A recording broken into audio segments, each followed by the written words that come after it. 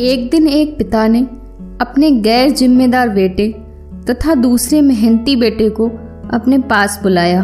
दोनों बेटे पिता के पास उपस्थित हुए। पिता ने दोनों को एक एक थैला देकर बाजार में जाकर फल खरीद लाने को कहा। दोनों बेटे बाजार से फल खरीदने चले गए।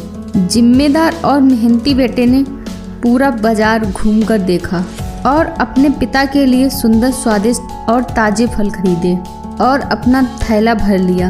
वहीं कामचोर और लापरवाह गैर जिम्मेदार बेटे ने विचार किया, पिताजी कौन सा थैले भर फल खा लेंगे और भाई भी तो फल खरीद रहे हैं। इसलिए उसने बिना फलों की गुणवत्ता देखे ही कच्चे पक्के, सड़े गले सभी प्रकार के फल से अपना झटपट थैला भर लिया।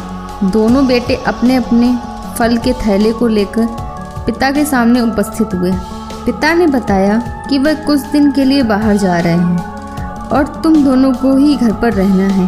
पिता ने दोनों बेटों को अलग अलग कमरे में रहने को कहा और साथ में लाए गए फलों को खा कर ही दिन बिताने का आदेश दिया। आदेश का पालन हुआ। दोनों बेटे थैलों के साथ अलग अलग कमरे में चले गए। पिता ने कमरे को बाहर से बंद कर दिया। दोनों अलग अलग कमरे में बंद थे। भूख लगती तो थैले से फल निकालकर खा लेते और अपनी भूख शांत करते। जिस बेटे के पास स्वादिष्ट और उच्च कोटि के फल थे वह ज़्यादा दिन तक फल को खाता रहा, जबकि गैर जिम्मेदार और लापरवाह बेटे के फल तुरंत ही खराब और बर्बाद हो गए, क्योंकि उसने फल का चुनाव ठीक प्रकार से नहीं किया। हालत यही हुई कि बेटा बेहोश हो गया।